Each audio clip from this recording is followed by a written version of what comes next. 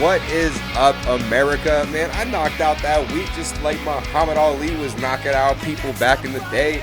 Welcome into Friday. We're starting off this weekend right with correct, strong energy, and that's fun energy.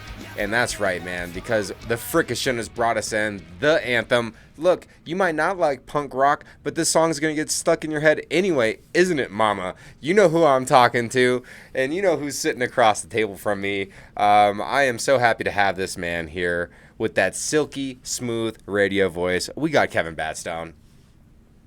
Happy Friday, America. Good to see everybody again. Only a couple shopping weeks left for the holiday. Are you prepared? Do you have all your gifts? You know, look, do it online, do it in store like we talked about a few weeks ago. The pressure is on. Do you have your Christmas tree up? Are you ready for this year? I don't know, but I'll tell you this. I am ready for Happy Friday, America. Mash that subscribe button so you never miss an episode. Let's go, Art. Yes, and thanks for tuning in on the Discussion Combustion Happy Friday America YouTube channel. Today in history, what happened on December 1st in the past. This one, we got a lot of... December 8th. December 8th. Last week was December 1st. That's correct. Yes. Time is flying by, and maybe I don't understand where I'm at on the timeline. Hey, that's okay. I'm here to help. So on the 8th of December, 1776, George Washington retreated across the Delaware River. So obviously a big moment in history. In 1792, the United States had its first cremation ever. Wow. So Henry Lawrence. That would be a really good trivia question that would come up at some point in time, like a Jeopardy question or something like that. Like, what year was the first cremation in U.S.? Now I know. 1792, December 8th. Yep, December 8th. This is a big one in 1941. I bet you any World War II buffs out there would be able to guess this. But the U.S. and Britain both declare war on Japan, and U.S. enters World War II. This is also the day where Roosevelt delivered the Day of Infamy speech. Yeah, that's right. And let's not forget this week, Art, was the Pearl Harbor Remembrance as well. Yes. So that's kind of crazy. It's been that long. All but wrapped into that. It's all kind of wrapped into that. A lot of war stuff going on, this week in history, of course. What else we got? 1966. So, I like to highlight nuclear testing. Yes, you do. And this one, it just seemed right. So the U.S. and the USSR in 1966 signed a treaty to prohibit nuclear weapons in outer space. My question on this one is that treaty still being held up, being that the USSR collapsed in the 90s, or so I don't know the rest of that story, but that's what happened today in history, December 8th. One of my favorite segments. I love that we open up, talk a little bit of history. Here we are in December, man, and this was a big week. This was a big week for the video game world. This was a big week for the entertainment world. If you haven't seen it by now, you're going to see it because there's no getting away from it. Grand Theft Auto 6, Rockstar Games dropped the trailer. It did get leaked. Huge. It was supposed to drop. They had this big event planned for Tuesday morning, 9 a.m. Eastern time. It got leaked. I don't know if it was an inside, somebody that worked for Rockstar. Somebody got a hold of it, and they leaked it about 12 to 16 hours earlier than it was supposed to release. So we all ended up viewing it Monday night. It's a big deal. It's a big deal. Currently, Art, as we sit here, as we record this episode, the trailer's at about 124 million views on YouTube, which did break a Guinness Book of World Record because the first 24 hours it hit 80 million views, which is the largest video game trailer reveal in history. Yeah, that's massive. It's a big deal for Rockstar. It's a big deal for the community. Well, and look, everybody loves these Grand Theft Auto games. I've been playing them since I started playing video games when I was a kid. We've all been waiting 10 years for this next rendition, the next one. So it's going to be epic. It's going to be an amazing game. Rockstar makes amazing games. Rockstar takes their time with it for sure. And so the biggest complaint right now that everyone's upset about was coming 2025. Well, let's not forget, or I should say, let me remind you that in 2011, right around the same time, Rockstar released the trailer for Grand Theft Auto 5. And it said coming 2013. So that was, a 1.5 to 2 year barrier there. Same thing when Red Dead Redemption was released in 2018. That trailer came out in late 2016. So this is a trend that Rockstar has always done. Consistent. But I think, again, we live in such a world of instant gratification that people were like, oh, it's coming out next summer. It's going to be available in a few months. No. You're going to have to be patient. It was fun to get our hopes up a little bit. Sure. Like, I was even thinking, how cool would it be if it dropped in December? It would be amazing. It came out this holiday season. No, that's not happening. I thought it was going to be next holiday season, was my original prediction. So a year from now for the holiday season. Nope, they're going to push it even further into spring of 25, probably April release, which I'm fine with. Yeah. It gives me time to get my PlayStation 5, get ready to go. I'm not a huge video gamer, guys, but when it comes to Grand Theft Auto and that whole series, all right, the first one came out, I should say the first one came out in 97. Yeah. GTA 1 and 2, they were the bird's eye, old school. Bird's eye view only, yeah.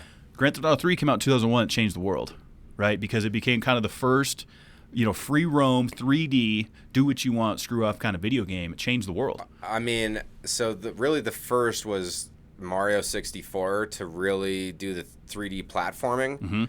And then that dropped afterwards. I think really... I don't know. I got to give Mario 64 some credit for changing the 3D gaming landscape. And there was a little bit of free roam. But there was no game like GTA 3 that was holding in that 3D space at that time. Right. So they filled that space in. Yeah, and as a free roam game, right? Yeah, I mean, open world, as they say. Or open world, I guess, would be the way. And in some of those games, they would restrict where you could go until you got past certain levels and you had to unlock portions of the map. Different islands and stuff. That was cool. But back then, so GTA 3 drops 01. Vice City, which was still a legendary game, came out almost 22 years ago. Came out 2002, a year later.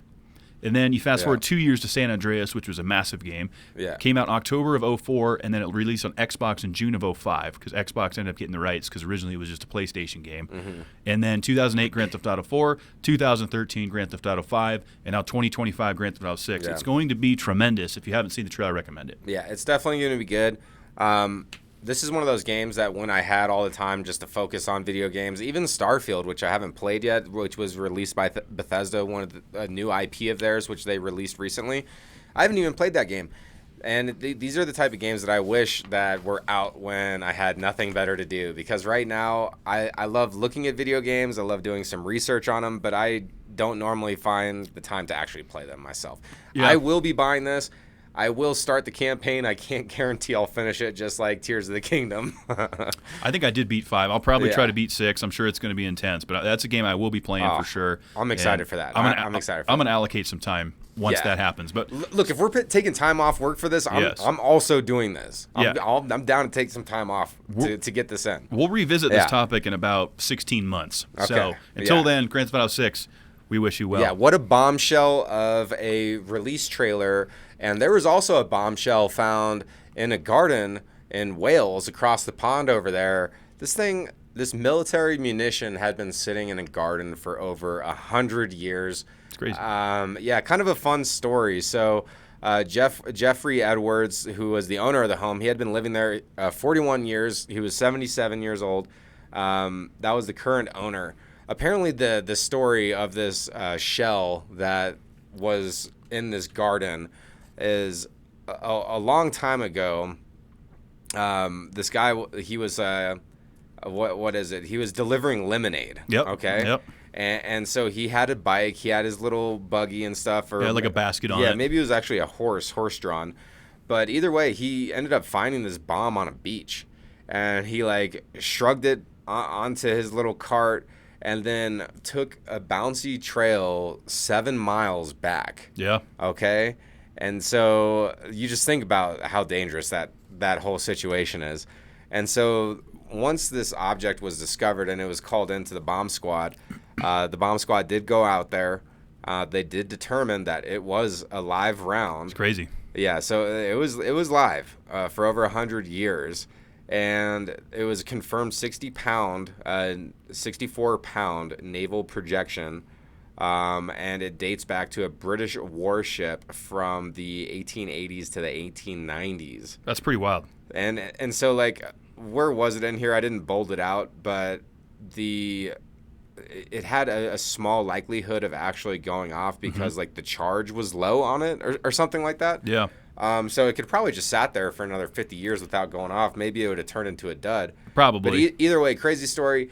Dude on a beach 100 years ago finds British naval projectile and then puts it in the back, on the back of a cart and lugs it up a 7-mile bumpy. Like, come on, man, what are you thinking doing that?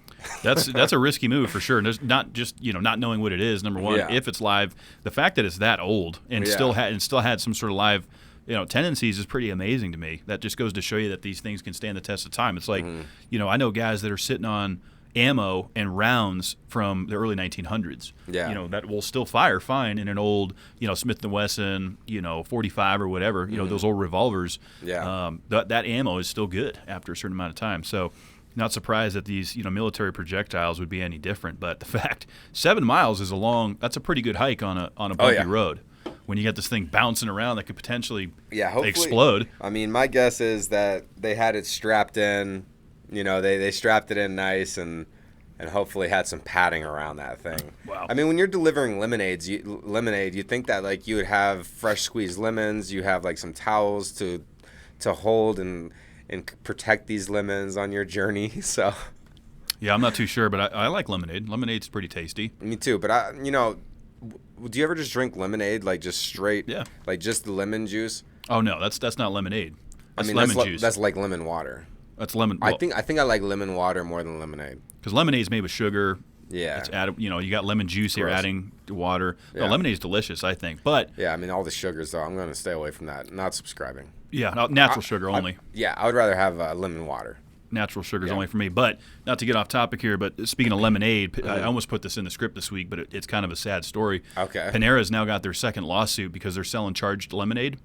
And the second man has now died from drinking it. Charged? Yeah, it's charged with massive amounts of caffeine. It's caffeinated lemonade. Man, and 2 people have died now. This guy was walking home, had heart failure. Is there any way? Caffeine? Yeah. I don't know if there's any way to directly correlate to Panera, but they're suing Panera for the cause of death. So I guess that's going to be determined as time comes on. Not to get off topic with lemonade. Yeah, that's not Happy Friday news, Kev. Well, that's why I didn't make the script. I just said it off the script. But what is Happy Friday news is Kev's random record. Yes, bring it in with a random record. So this is pretty wild, and I always knew the Aussies get down, man. The Aussies are fun. Put the shrimp on the bobby. Let's have a drink. They call it down under for a reason. They get down. They get down under. So 2 Australian bros visited 99 pubs in 24 hours to break the world record. Wow. Now, they didn't just visit like, let's go check it out and take a picture. Oh, no. Yeah. They had a drink at all 99 locations in 24 hours. Okay. So that seems like a pretty serious and committed challenge, right? So, very committed challenge. Do you think I feel like in 24 hours, I believe that I could consume 99 drinks. Alcoholic. Yes, in 24 hours, even after not drinking for a long time. I don't think I could do it. Like I would be a wreck, but like you could do it. I believe in you. I believe that you could do it. The most beer I've drank in a 24-hour time period was about 36, and that was like a camping trip or just screwing off. That is a lot of beers. So what I'd have to drink 3 times that. You got to go shots. No, I'd be in the worst shape. But you could get it down quicker. Maybe you split the shots. No, I don't think that's the way. You buy 1 shot for 2 people, and then that way you each split 1 shot at each bar. So then technically you're having 43 and a half drinks, but it's technically... you have to have a full drink. You know where I'm going with I do. I see you're trying to simplify it. Do you think that they finished it? Actually were drinking full drinks? There's no way to determine that for sure. It was 99 bars around Sydney, Australia, and they wanted to have an alcoholic drink at every pub, while also having some non-alcoholic drinks at alternating pubs. Okay, so that's the key there is that they were alternating, so they were working in some waters. Okay, but even if it was an alcoholic, just to visit 99 places of business in one day, have a snack or a beverage, is a lot. You're gonna be busy, like. What is that math? What does it go down to? How many minutes can you spend at each place? Well, you definitely can't spend an hour because you'd only visit 24 places. Yeah, so you're in, you order the drink, you pay, you're out. Well, not even half an hour because that's 80. That would only be 48. Oh, 48 hours for 30 minutes. So I mean, you're talking 5 to 7 minutes max. Yeah, so you're going in there, buying the beverage, and you're bouncing. The previous record, it's like that. Yeah, you're on the move. I didn't realize that you could drink 24 hours a day in Sydney. So that's also interesting, and maybe that's why they were doing some of the non-alcoholic stuff. But the previous record was 78, Art, so they raised the stakes by 21. That's pretty big. Stops. That's going to be a tough record to break. That one I think is going to hold up for a while. Yeah, that's pretty big. I'm gonna give it up to the Aussies on that one. Not a record I am going to try to attempt to challenge or beat myself. No, I'm not going to do that one. Yeah. I'm not trying to beat any records, really. Yeah. Maybe other than like the longest run of podcasting or something, but that's another story. Yeah. We gotta wait for some heavy hitters to bow down out of the game first. We got a long way to go for that one. Yes. However, we did get a lot of results on last week's Would You Rather. Yep. Sure What we did. got? So as always, these are the Twitter/X poll results. You can also comment down below on the weekly Would You Rather. So last week's Would You Rather, just as a refresher for the folks that may have forgotten, was would you rather never be able to take a hot shower again or never be able to eat a hot meal again? That one was tough. That is a tough one, and it's also confusing too, I think, because some of the way you can click on, when you're clicking on those two options, you got to remember you can never have that one again that you're clicking on. I think some folks might have thought, oh, I want to keep doing that one. Yeah. Either way, I can't say for sure, but here are the results. Yeah, you got to click on the one you don't want in that one. 33% say they would not take a hot shower again. Okay. So that means they're foregoing the shower for a hot meal. Only 33%. Okay. Which I think that's what you and I decided. Yeah, we both decided that we would take cold showers. So 33%, we were the minority vote on that one, Art. Okay. 67% said I'm taking the hot meal, or no, I'm not eating the hot meal. I want my hot shower. I'm continuing the hot shower. I'm going to eat cold food. That's crazy to me. 67%. Maybe they got it wrong. That's why. Maybe they got confused. Maybe, but maybe not. Whoever was writing that and putting it into Twitter or X must have written it really in a confusing way. No, I don't think so. It's written the same way that it was read on the show last week. So I'm teasing. It's very possible that people are going to forego the hot meal for hot showers. Some people just don't like cold showers. Yeah, hey, I could see that, and I'm cool with that. So thank you everybody for participating for this week's Would You Rather. Go ahead and throw that comment down or participate on X or Twitter. And this week's Would You Rather is kind of, I got inspired by what you said last week as far as something that you don't want to do. Picking between two evils, both kind of suck. I don't like this one. So with that in mind, you have to eat here for the rest of your life, okay? Which one are you going to pick? Are you going to eat at Burger King for the rest of your life? Or are you going to eat at Wendy's for the rest of your life? It's a tough one, of course, because they're both no good at the end of the day. So it's just going to come down to which one I like better, and I like Wendy's better. You do. I like the burgers better. They have chili. I like chili, so I could switch it up. They do offer chicken. They have some options. They got salads. They do. And I'm not saying BK doesn't offer similar stuff to that. Right? Yeah, they do. Every fast food has But I feel like Wendy's has a really good salad. Yeah. It's not bad. So I could do like chili and salad. Yeah. I could do a chicken sandwich, and then I could do a burger and kind of rotate those throughout the week. Not what I want to do, but because I have a Would You Rather, I'm taking Wendy's over BK. Yeah. I actually feel like I'm going to lean in the same direction because the chili. I mean, look, BK used to have those tacos. They don't have the tacos anymore. Basically, Wendy's has a better chicken sandwich as well. I really do think like that spicy Oswego chicken sandwich is like better than the ghost pepper fries. Yeah, the ghost pepper fries. Those are good. I'm starting to salivate right now. And so, yeah, I'm picking Wendy's on this one. Even though I feel like Wendy's has weird pickles. Like, I don't like Wendy's pickles for some reason. I'm a big I like pickles a lot. I love pickles, yeah. But I've never had a problem with their pickles. They're like these sweet pickles. I'm just not a fan of the Wendy's pickles. Yeah, I'd have to taste test them, next to other burgers, but that's never stood out to me with Wendy's. It's a problem with their pickles. Next time, do they have a pickle problem? Yeah, you need to put your palate on that pickle and really get particular with the palate. I got to produce the pickle on my palate to get particular on my pickle opinion. Yes. That's good stuff. So you and I are both taking Wendy's. Yeah, we're both taking Wendy's. What do you think out there? Are you eating? You hanging out with the redhead for the rest of your life, or are you dining with the king? yeah, definitely let us know on Twitter or X. I also did read before we move on quickly, but just before we went on the air, Taco Bell announced, speaking of fast food, all right, the double-decker taco is back. Is it back? Why did it even go away? I don't. It was one of my favorite items because you order 2 double-deckers, you're good. You don't need to eat 4 tacos. The double-deckers are fantastic. They're back at T-Bell, so free plug for T-Bell. Yeah, I bet you those sell out. The double-deckers? Yeah, people love that. Yeah, I'm probably going to get some at some point, maybe this weekend. People love that. They're good. You're going to get a double decker this weekend? Probably, yeah. Well, next segment This double decker of massive teeth, able to bite through coconuts. Kev, what you got? So I would encourage folks to scroll down and click on this link down below so you can see the video and the image of this animal. So this is a very rare giant rat that was caught on camera for the first time. Like they knew it existed, they knew it was out there. They just never were able to get it on the trail cams. In 2017, it wasn't discovered that it existed until 2017, which is kind of recent. And it was the remains of one. Yeah. So they're like, oh, this thing was out there, but it's super rare, kind of like the coconut crabs. And there's some other very rare species that are out there, but they're just hard to get on trail cams and things like that. So it's a rat. It's a massive rat. I mean, it's the size of a baby, and its tail circumference is just massive. It's like the biggest carrot you could pull out of the ground. It's big.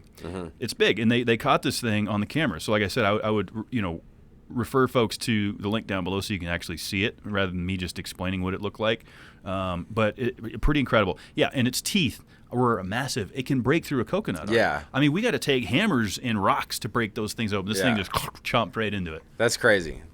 I mean, that's one of the things too that's really just amazing about this planet in general. The ocean, islands, isolated places, is there's all this life in abundance all around us that we haven't even discovered yet. We don't even know, and is still new, is still on this planet. So we're still living like on an unknown planet in a certain sense with that.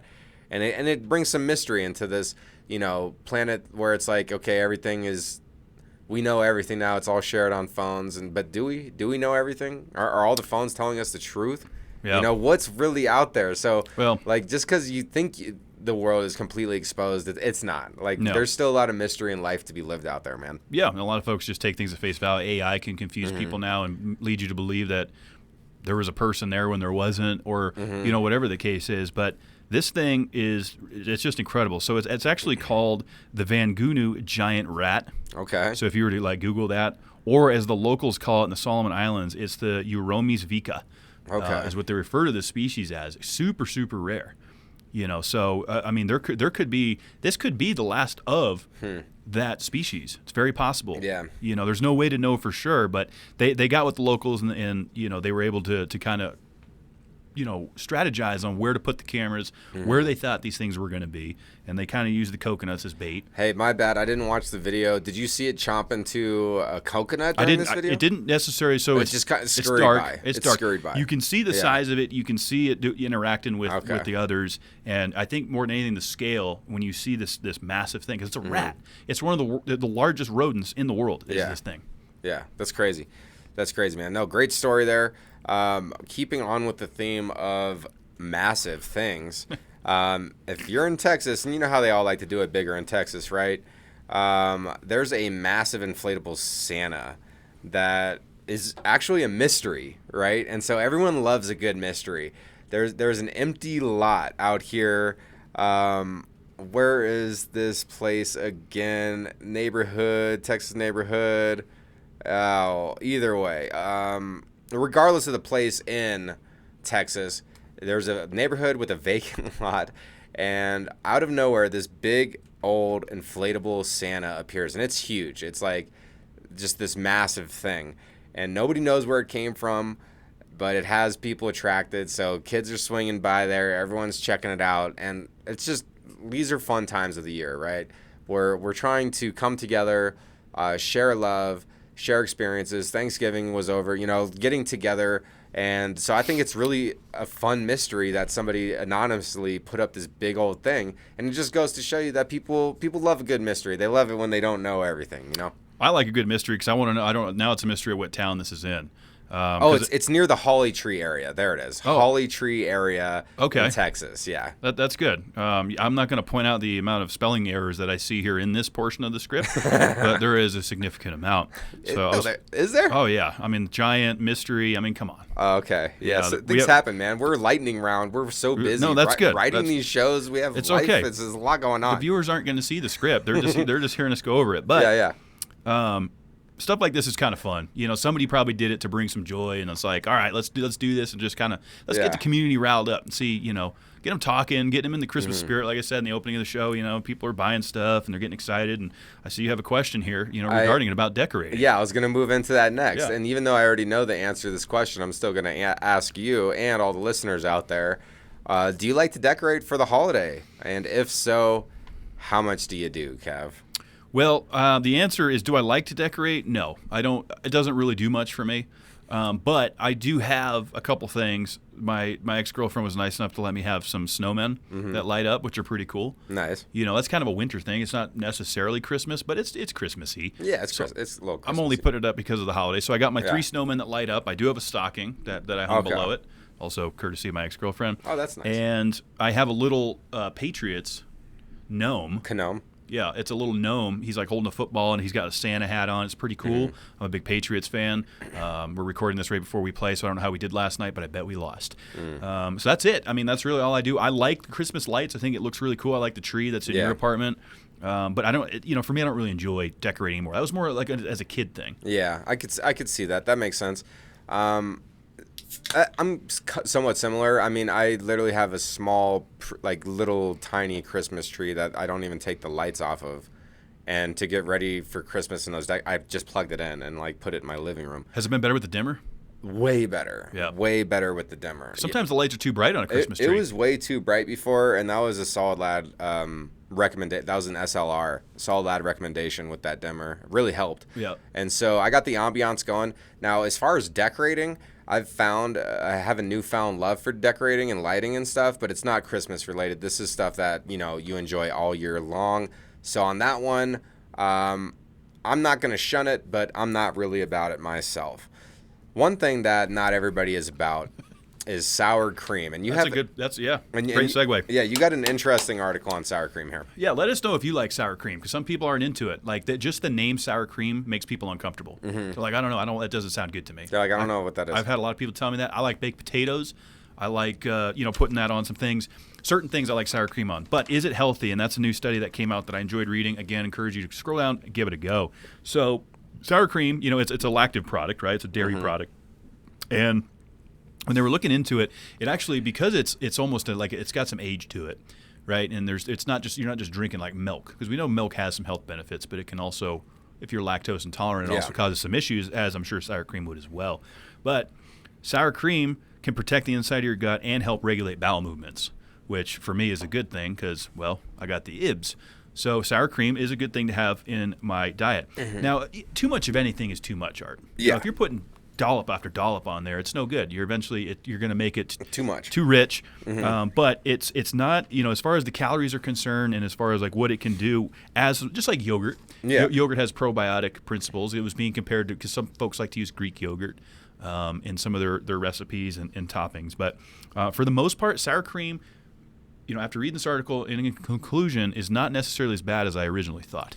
Yeah, as well. And one thing that I liked in here that they highlighted was, I think a negative connotation with sour cream is the fact that it's often used on foods that are unhealthy. Correct. Like baked potatoes. Yeah, or like a burrito, or like you're putting it on chili, not on nachos and stuff like that. So not the healthiest food that you usually incorporate it with, but my palate has kind of grown to like sour cream more and more as I've aged. Even you just put like a chip, like you just get a little sour cream on a chip. Yep. That's delicious. Well, and you can even take sour cream and turn it into like a sour cream and onion dip or something like that, like really easy. Use that as a base to make another flavored French onion dip or something like that. Add some ranch powder to it. There's a lot of things you can do with sour cream outside of just putting it on things. But some people are really into it. Some people are anti-sour cream. Just do it in moderation. I like the probiotics and having a good slamming a kombucha every once in a while. That's good. Is so refreshing, and it's like that's the closest I've gotten to drinking an alcoholic beverage in a while. It's kombucha? Like, because it's like 0.00 some shit. I don't count that. It's low. I don't count that. Yeah, it's low. They don't check my ID for that one. I'm good. No, you're good. Although they do sell some alcohol kombuchas that you do have to be 21 for. I bet. But let us know what you think on sour cream. I enjoy it. Yeah. Just not. I don't want a lot of it though. I want just a little taste. Just a tiny dollop. A dollop. Just a dab, a dollop. Yeah, not a big old. Please dab a dollop. Not a heaping spoonful. No. But yeah, it goes good on certain things. No, I'm trying to dab a dollop, not a glob. Okay. Yeah.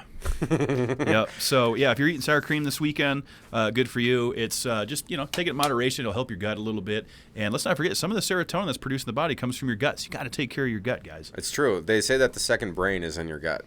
there's a lot of things going on in your gut, Yeah. and even further south. Now, this weekend, if you are doing sour cream, maybe you want to go. If you're in Phoenix, Arizona, you can go down to the Phoenix Festival of Arts And have sour cream. Yeah, maybe you just got done eating sour cream. You're like, Maybe I want to go do something. Maybe there's like a sour cream display at the Phoenix, the Festival of Arts in Phoenix. Maybe Daisy's sponsoring it. Maybe there's like a sour cream event. Yeah. It could be. Who knows? The Phoenix Festival of Arts going on tomorrow in Phoenix, Arizona. The weather's beautiful down there. So, that's something to do after you eat your sour cream. That sounds fantastic. And if you are into being solo and you're in St. Louis, Missouri, you could actually, on Sunday, watch Home Alone in concert. That sounds like fun. I don't even know what is that. Is it like Home Alone the musical? Yeah, it's the movie. Because it's that time of year. So Home Alone's my favorite Christmas movie of all time. And they do it as like a musical. They do it as a musical. I've never seen a musical. It's like a symphony. It's like a whole symphony. It plays all the theme. Because there's great music in Home Alone. It's my favorite Christmas movie. Yeah. Actually, was on a show about it a couple of years ago and got to talk about it. It's pretty cool. But yeah, it's in St. Louis this weekend. I'm guessing it's going to be moving around the country. But St. Louis, if you want to go see Home Alone in concert, it's going on Sunday. And if you're into gingerbread houses, kind of back up in my neck of the woods in New England, the Gingerbread House Festival is one of the biggest festivals in the country for building gingerbread houses. Yeah. Everyone gets together and builds it. That's fun. In South Windsor, Connecticut, tomorrow. That could be fun, man. Gingerbread houses are fun. You can get creative with it. You know, you can build it a certain way and decorate with the gumdrops and candy canes. Right. Humans are meant to create. Like we're meant to create. We have our most fun when we're creating. We tap into the experiences of awe and amusement of a child when we create. It's fun. It's innocent. So go out there, build some gingerbread houses out there. And we didn't have a fourth thing, so I'm just going to go ahead and throw it on here. This weekend, let's go ahead and spend some time complimenting and admiring other people's work. And what I mean by that is I'm going to probably check out some Christmas lights. Oh, yeah? It's so easy. It's free. You could just go find a nice neighborhood near your place, and you drive around, go see what people have done. Get a cocoa. Yeah, get a cocoa, hot cider, whatever it is. So I think that's something fun to do this weekend. Yeah, because I'm sure also fun this weekend is if you haven't put your Christmas tree up, a lot of people are going to be doing that this weekend. Yeah. Growing up, this was about the weekend that we would do it because my brother's birthday's on the 13th, so we would try to wait a little bit. Yeah, that makes sense. But I bet you a lot of trees are going up this weekend. Yeah. Maybe you're cutting it fresh. That was my favorite. So you have pine needles everywhere. Oh, okay. Because when they're cut for a long time, they get pine needles everywhere. I don't like that. But whatever you're doing this weekend, have fun doing it. There's, of course, a lot of sporting events going on. I'm a big sports guy, so whatever your football team is doing, it's probably better than mine. And on that bombshell, we're going to go ahead and wrap it up and get out of here on this Happy Friday. Be sure to subscribe right here on the YouTube channel. Check out Discussion Combustion Podcast every Thursday. And, of course, Happy Friday drops every Friday morning right here on the channel. Instagram and Facebook, we are at Happy Friday USA. Be sure to give us a follow over there and have some fun with us. Twitter and X at Happy Fry USA. You can go participate in the polls weekly, check out the promo clips, and have some fun with us. You can send us an email over at happyfridayamerica@gmail.com if you want to interact with the show. We're going to get out of here. The Frickashins are about to play us out. Don't eat too much sour cream this weekend, America. Be good to yourselves.